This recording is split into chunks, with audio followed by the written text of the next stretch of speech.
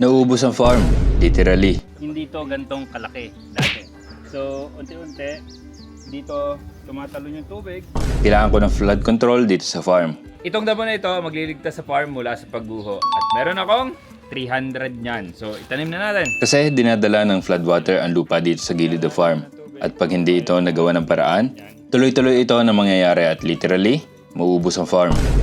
So, as we all know, yung farm kasi, di ba, nasa gilid siya at may overlooking siya. So, may bangin siya. Maganda siya, pero may napansin ako.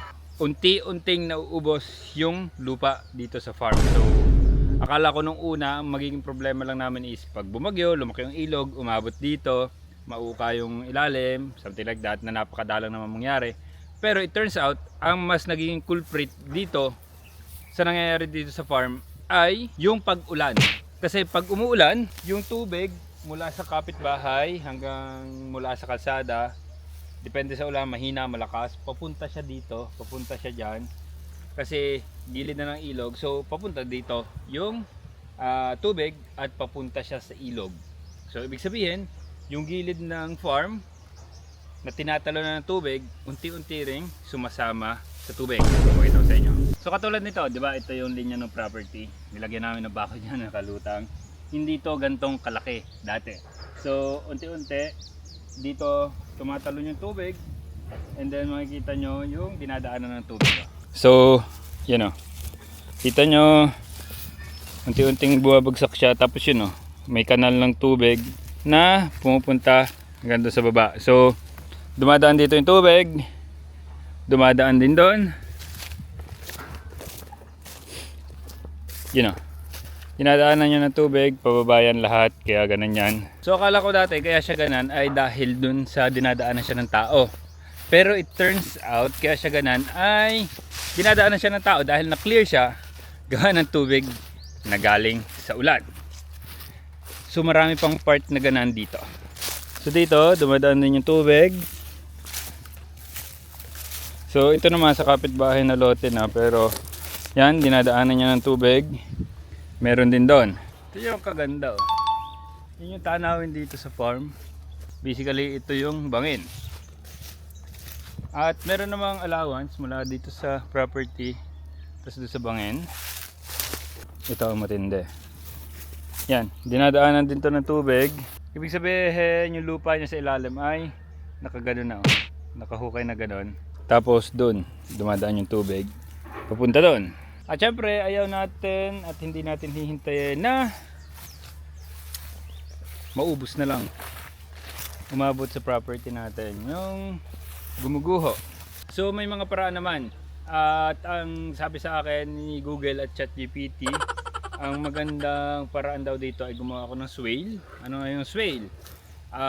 Sa property line dito sa gilid ng bago magbangin, maglalagay ako ng parang kanal para yung mga tubig hindi siya tatalon dito sa gilid ng bangin na magdadala ng lupa. So pag may swale, merong kanal, so doon pupunta yung tubig, and then gagawa tayo ng parang malaking basin, tapos doon may ipon, tapos mula doon sa basin maglalagay tayo sa ilalim ng lupa no, na PVC, at yung PVC na yun papapuntahin pa rin natin dito yung tubig, pero at least patalon yung tubig, hindi siya dumadaan doon sa gilid ng bangin, as in mas mahaba siya tapos tatalon papunta doon yung tubig.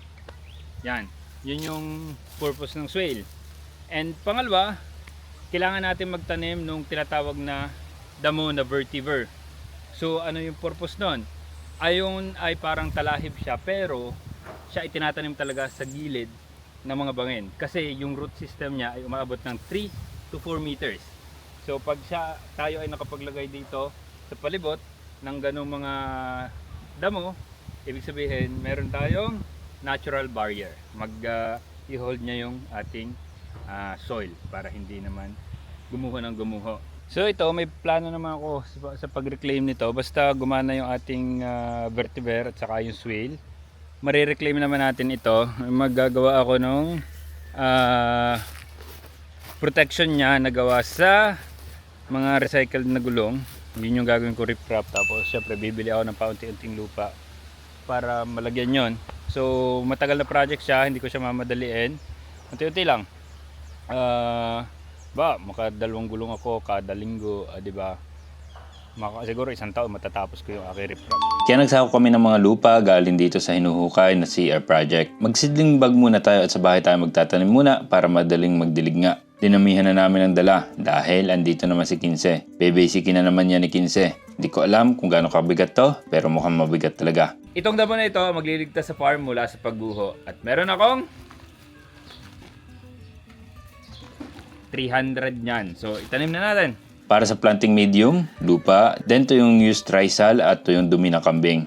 Mga tig 10% lang or 20%, di ko alam. At di ko rin alam kung maganda ito, pero sabi ni ChatGPT, better ito kaysa sa puro lupa lamang. Nakakatulong din kasi sa moisture retention, aeration at saka slow release ng nutrients itong mga hinalo na ito. Mekos-mekos lang namin ito. So may 300 ako niyan.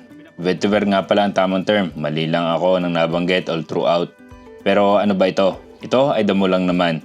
Pero 3 to 4 meters sumahaba ang root system nito at napakarami. Yes, ganun kalalim. Kaya maganda siya itanim sa erosion prone na area, kagaya sa farm. Di kasi natin mapipigilan ang tubig Kaya lang natin i-control ito. Kaya nga mga projects ay tinatawag na flood control, di ba? Kaya yan ang plano. Patubuin ito ngayong summer at sa tag-ulan itatanim natin sa kahabaan ng gilid ng farm para hindi na mag-further erode ito. Mas marami, mas maganda. Para sure tayo na hindi basta madadala ang lupa. Hindi ito kinakain ng hayop kasi medyo malakas ang amoy. Pero ginagamit ito sa mga scent at mga pabango. And yun nga, pwede rin magbenta ng cuttings para sa extra income. Pero main purpose niya para sa akin, pagpigil ng pagguho ng lupa sa farm. Anyway, may nasobra tayong lupa na mixture. Kaya ang gawin natin, sa garden ni Jay natin ilagay ito.